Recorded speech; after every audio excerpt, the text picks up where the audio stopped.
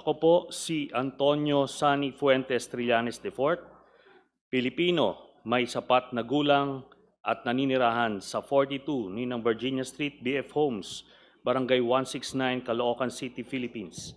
Matapos makapanumpa ng naayon sa batas ay buong layang nagsasalaysay na dati po akong naglingkod sa bayan bilang senador ng Republika matapos mahalal sa nasabing katungkulan noong Mayo 2007 habang ako po ay nakapiit at muling nahalal para sa ikalawang termino noong 2013. Ang pangunahing plataporma ko ay ang paglaban sa korupsyon at pagtaguyod ng reforma sa ating gobyerno.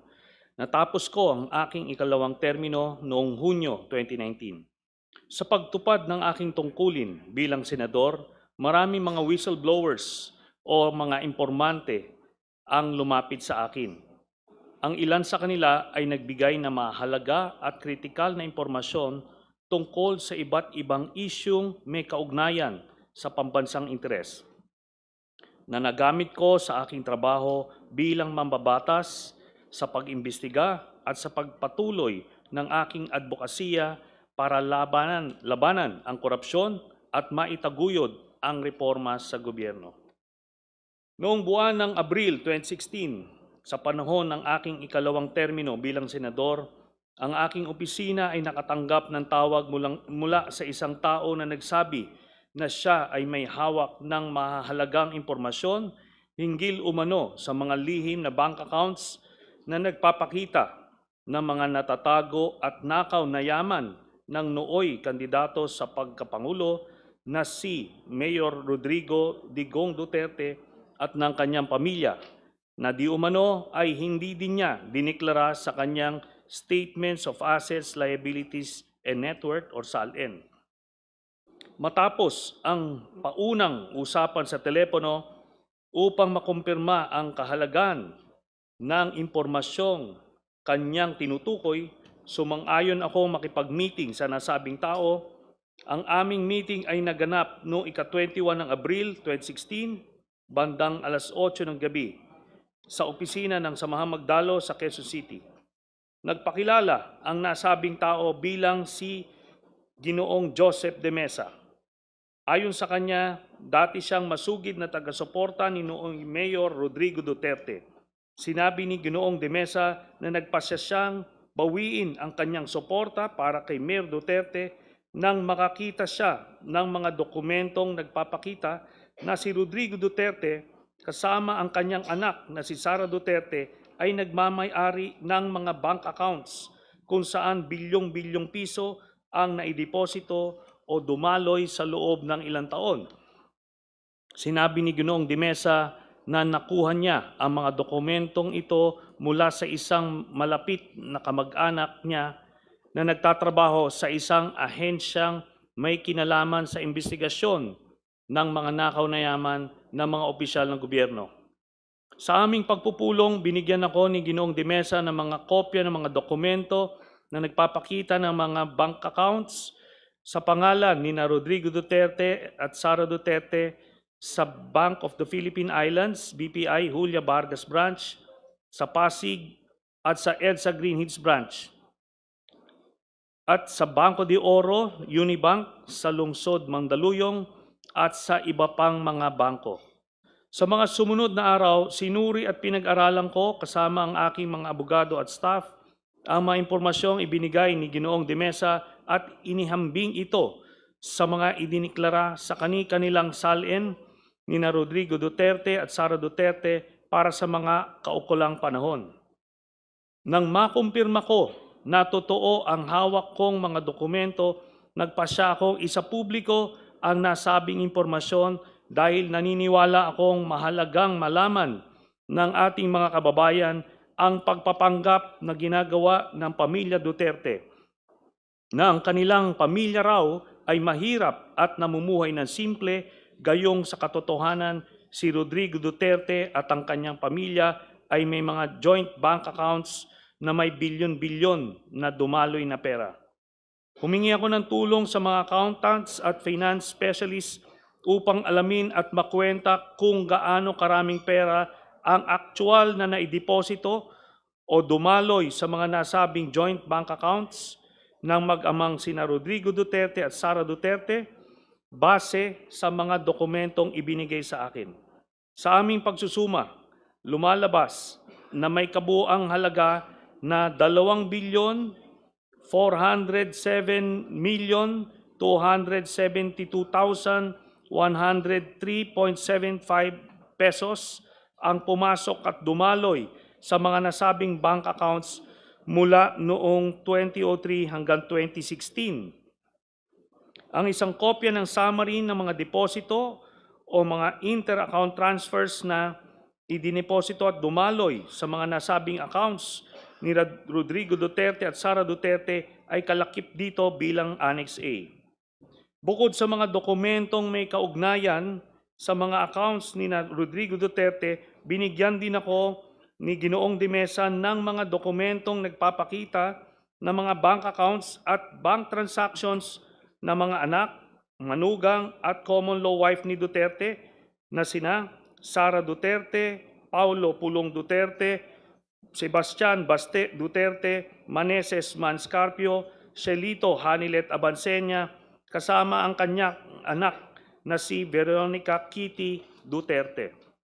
Batay sa mga nabanggit na records, nalikom ko ang mahalagang impormasyon ng kabuuang mga transaksyon pumasok sa mga bank accounts ni Sara Duterte lamang, kabilang ang joint account kasama ang asawang si Manscarpio at mga joint accounts kasama ang miyembro ng kanyang pamilya ay nagkakahalaga ng 111,634,144.05 as of April 2016. Ang kopya ng summary ng mga pera o transaksyong pumasok at dumaloy sa mga bank accounts ni Sara Duterte ay kalakip dito at ginawang bahagi ng salaysay na ito bilang Annex B. Noong 2016, inamin mismo ni Rodrigo Duterte na una, na totoo na mayroon siyang bank account sa BPI Julia Vargas Branch sa Pasig at pangalawa na nabigo siyang ideklara ang nilalaman ng nasabing bank account sa kanyang salin. Ang pag-aming ito ni Rodrigo Duterte ay naganap matapos ko siyang hamunin ng lumagda ng waiver of secrecy of bank deposits. Sa panayam ni Rodrigo Duterte sa media, ipinagtapat niyang mayroong humigit kumulang 200 million pesos na deposits sa naturang bangko at inilihim niya sa kanyang salin. Sa particular, and I quote, a little less than 200 million. Hindi naman ganong kalaki kasi walang account na 200 million, a little less than 200 million, wala na, ginastos ko na, nag-happy-happy ako. A little less than a million. End of quote, sabi ni Duterte. Ang kopya ng video ng naturang panayam ni Rodrigo Duterte sa media na siyang inilathala ng Rappler sa kanilang official YouTube account noong ika-29 ng Abril 2016 ay na-download ko at nakasave sa USB at ginawang bahagi ng salasay na ito bilang Annex C. Noong ika-5 ng Mayo 2016, nagsampa ako ng isang complaint affidavit laban kay Rodrigo Duterte sa Office of the Ombudsman batay sa mga nabanggit na ultimate and evidentiary facts. Ang kopya ng complaint affidavit na may petsang Mayo 5, 2016 ay kalakip dito at ginawang bahagi ng salaysay na ito bilang Annex D. Noong 2017, sa panahong panunungkulan ni Rodrigo Duterte, matapos suriin ang aking reklamo, iniulat ni Overall Deputy Ombudsman Melchor Arthur Carandang na mayroong sapat na batayan upang ituloy ang investigasyon hinggil sa malalaking bank deposits ni Rodrigo Duterte at ang kanyang mga anak at common law wife na si Hanilet Abinsenya, kabilang na rin si Sara Duterte.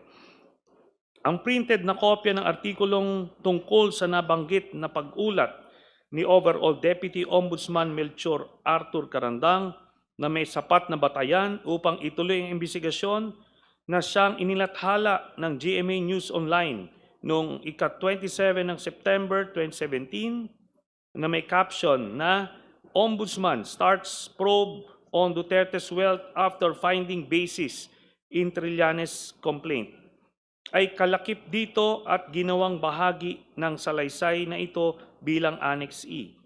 Bukod pa rito, sa isang public statement sa media, kinumpirma ni Overall Deputy Ombudsman Carandang na magkapareho o similar ang nilalaman ng mga listahan ng bank transactions ng pamilya ni Rodrigo Duterte na isinama ko sa aking complaint at mga records at bank accounts ng pamilya Duterte na na-turn over sa kanya ng Anti-Money Laundering Council sa kanyang pag-iimbestiga.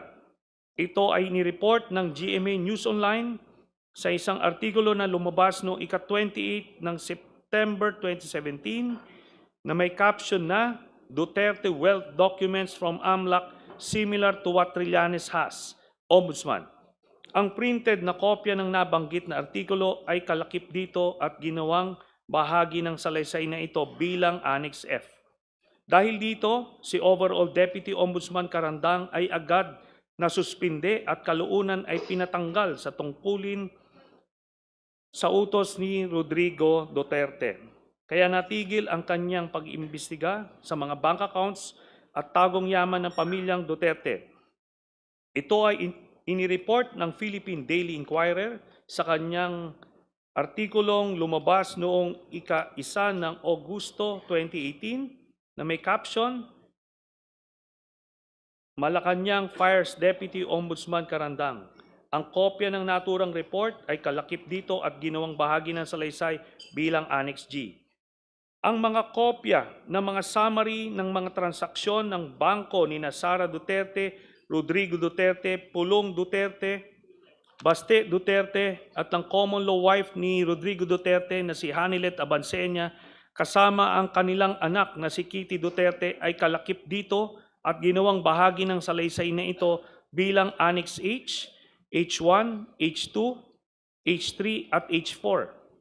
Batay sa mga nabanggit na records, nalikom ko ang mga sumusunod na mahalagang impormasyon na nagpapakita na si Sara Duterte at ang mga miyembro ng kanyang pamilya, kabilang na ang kanyang ama na si Rodrigo Duterte, ang common law wife ni Rodrigo Duterte na si Hanilet Abansenia, kasama pa ang kanilang anak na si Kitty Duterte, ang mga kapatid niya na si Pulong Duterte at Baste Duterte ay tumanggap ng pera o nag-encash ng daang-daang milyong halaga na mga cashier's checks o personal checks mula sa isang kilalang drug lord na si Sammy Uy, nakilala rin bilang Samuel Uy, gaya ng mga sumusunod. On March 17, 2011, nakatanggap si Sara Duterte ng 7,440,846.07 pesos mula sa drug lord na si Sammy Uy. Noong 25 October 2011, nakatanggap muli si Sara Duterte ng kaparehas na amount na 7,440,846.07 mula sa drug lord na si Sammy Uy. And after 6 months, nakatanggap muli si Sara Duterte, April 24, 2012, nakatanggap si Sara Duterte ng parehas na amount, 7,440,846.07. Ang total na tanggap ni Sara Duterte mula kay drug lord na Sammy Uy ay 22 Excuse me, million. Senator Trillanes. Yes. Sandali lang po. Meron lang pong...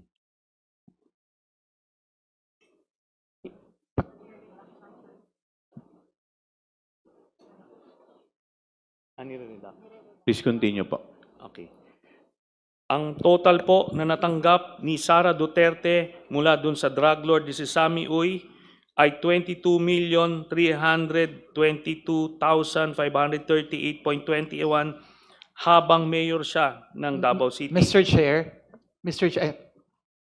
very good po. We were just about to request po na i-flash na sa screen. We were just about to request po sana to flash sa screen yung matrix, pero ito, naka-flash na po. Thank you. Thank you. Please proceed, Senator Trillanes. Si Rodrigo Duterte naman nakatanggap din ng 1,440,846.07 kaparehas nung kay Sara Duterte mula kay Sami Uy nung 22 October 2012, nung 04 April 2013 muling nakatanggap ng pera si Rodrigo Roa Duterte ng 7,440,846.07 mula kay Sami Uy. Ang total na tanggap ni Rodrigo Duterte ay 15,656,692.14. Ito po ay mga manager's checks mula kay Sami Uy. Kay Sebastian Duterte naman, noong 09 March 2011, nakatanggap si Baste Duterte ng 10,316,591.18 pesos mula kay Sami Uy. Again, noong 25 October 2011, nakatanggap si Baste Duterte mula kay Sami Uy ng 10,316,592.68. Noong 23 April 2012, nakatanggap si Baste Duterte mula kay Sami Uy ng parehas na amount, 10,316,592.68 pesos. On 22 October 2012, nakatanggap muli si Baste Duterte mula kay Sami Uy ng 10,316,591.18 pesos.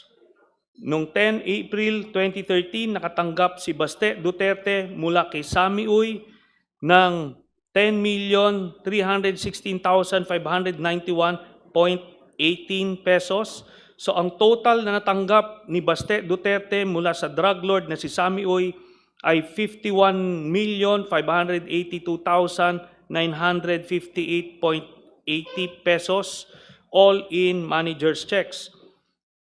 Kay Pulong Duterte naman, 14 March 2011, nakatanggap si Pulong Duterte mula kay Sami Uy ng 9,703,609.39 pesos. On 25 October 2011, nakatanggap si Pulong Duterte mula kay Sami Uy ng 9,703,609.39 pesos. On 24 April 2012, nakatanggap si Pulong Duterte mula kay Sami Uy ng 9,703,609.39 pesos. On 22 October 2012, nakatanggap si Pulong Duterte mula kay Sami Uy ng 9,703,609.39 pesos, all in manager's checks. Ang total na natanggap ni Pulong Duterte mula sa drug lord na si Sami Uy ay 38,814,437.65 pesos.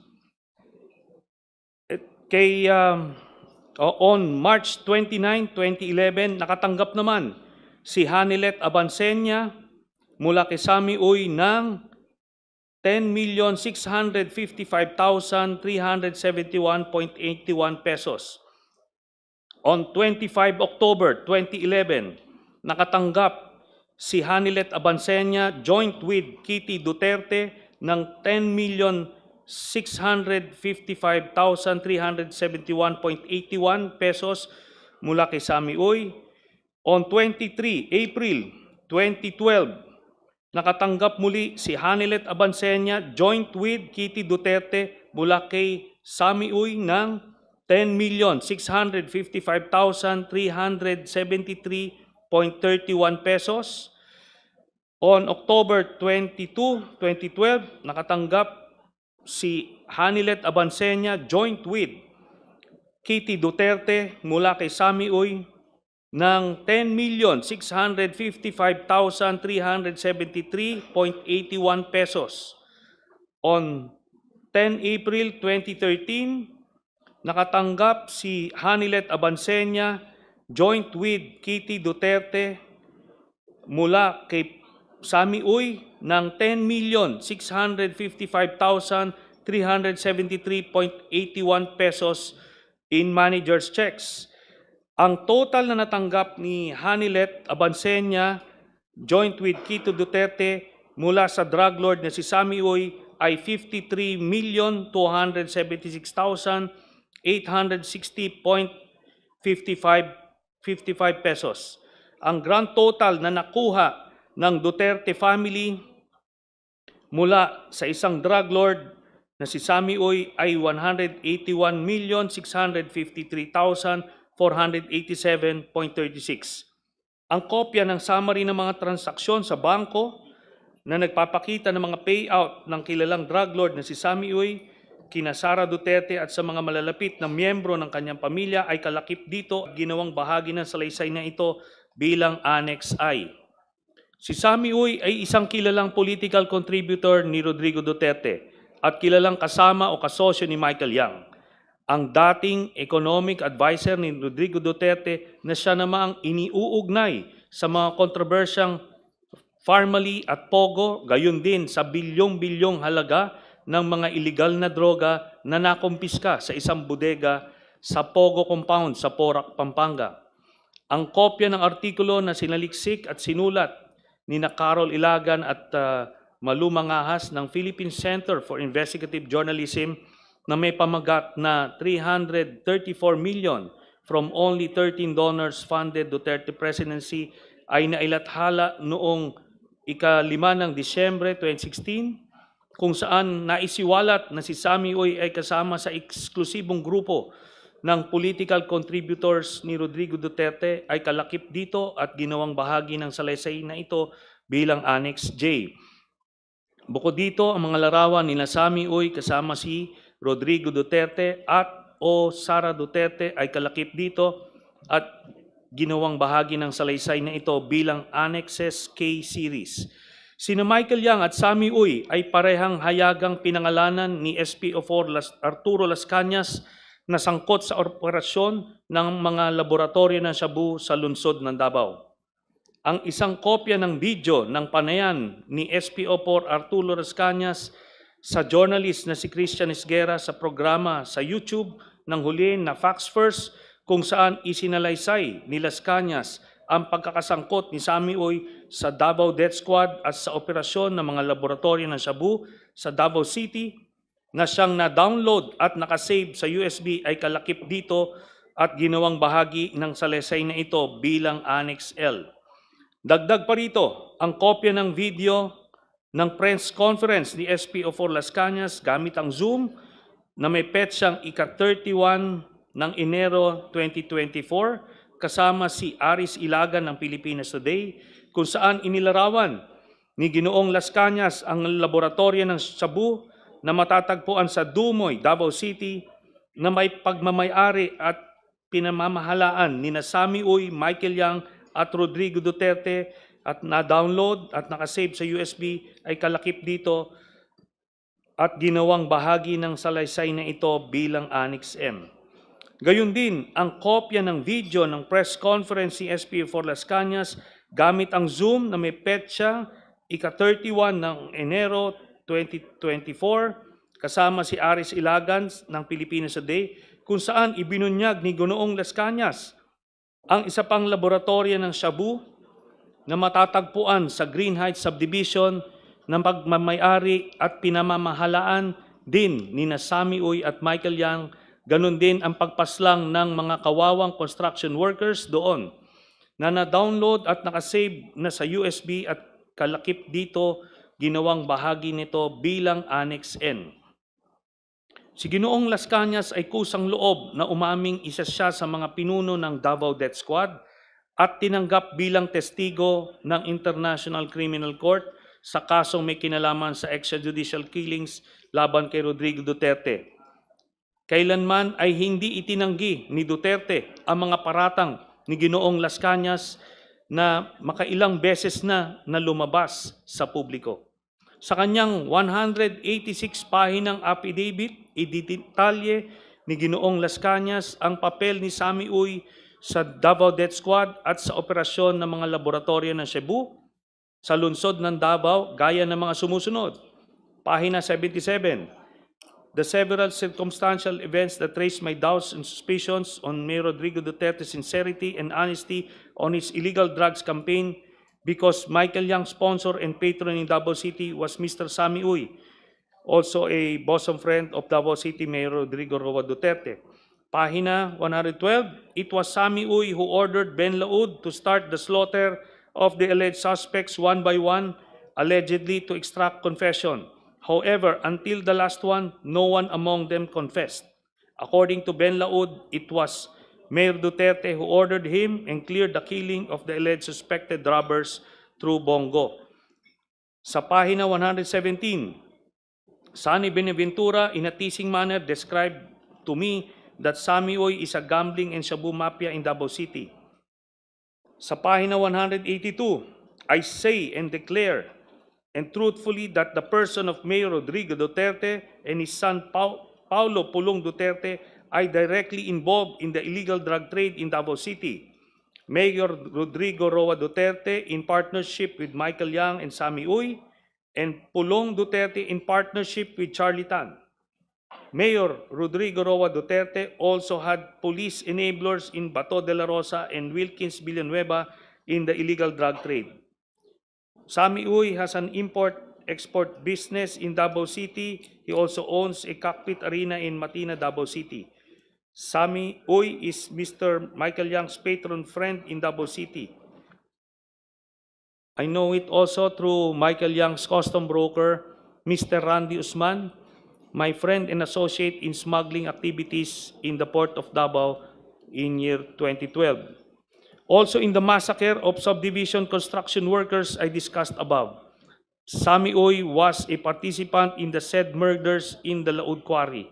The DDS group, on orders of Mayor Rodrigo Duterte, quote-unquote, erased the workers because they informed the police about the existence of a shabu lab in Green Heights subdivision, which was owned by Michael Yang. Mayor Rodrigo Roa Duterte, Sammy Uy, and Michael Yang are friends and close to each other. I saw them personally together in hotels in Davao City and in several occasions. Ang kopya ng 186 pahinang affidavit ni dating SPO4 Arturo Las Cañas, kabilang ang 3 pahina ng mga annex na nakalakip doon, ang video ni SPO4 Las Cañas habang isinasalaysay ang nilalaman ng kanyang affidavit, at ang video ni Las Cañas habang nilalagdaan ang kanyang affidavit at pinapatunayan ang katotohanan nito na siyang mga kopyang isinumite rin sa ICC bilang ebidensyang testimonyal para sa prosecution ay kalakip nito at ginawang bahagi ng salaysay na ito bilang Annexes O, O-1 at O-2. Ang mga transaksyong pinansyal ni Sara Duterte at mga malapit na miyembro ng kanyang pamilya na naugnay kay Sammy Uy at mga tinukoy na mga personalidad na sangkot sa droga ay lubhang nakakabahala. Hindi lamang ito ay malinaw na paglabag sa konstitusyon at sa iba't ibang batas ng bansa, kundi malinaw din na naglalagay sa malalim na pagdududa sa kanyang personal na integridad at kakayahan o moral capacity upang patuloy na magsilbi bilang pangalawang Pangulo ng Republika. Kaya naniniwala ako na dapat lamang panagutin siya at litisin sa pamamagitan ng impeachment. Bahagi ng nabanggit na yaman ni Sara Duterte ay maliwanag na makikita na galing sa payouts ng kilalang drug lord na si Sammy Uy na pumapasok sa kanyang bank accounts at inilihim niya sa kanyang salin mulang 2007 hanggang 2013 at sa taong 2016. Ang pagkabigo ni Sara Duterte na ideklara ang kanyang kabuang yaman ay sinaliksik at inireport nila Florin Simon at malumangahas ng Philippine Center for Investigative Journalism, PCIJ, sa kanilang ulat na may pamagat, Duterte, Sara, Paulo, mark big spikes in wealth, cash while in public office, na nailathala noong ika-4 ng Abril 2019 na siyang kalakip dito at ginawang bahagi ng salaysay na ito bilang Annex P.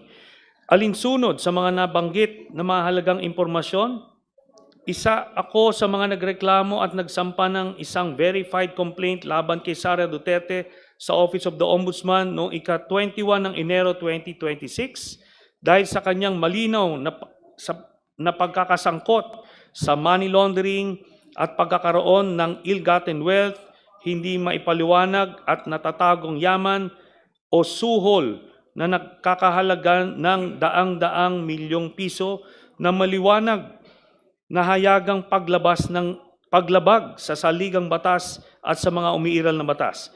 Ang kopya ng verified complaint na may petsang ika-21 ng Enero 2026 ay kalikip dito at ginawang bahagi ng salaysay na ito bilang Annex Q. Sa kabuuan, sa aking pananaw, lumalabas na lahat ng ito ang mga sumusunod.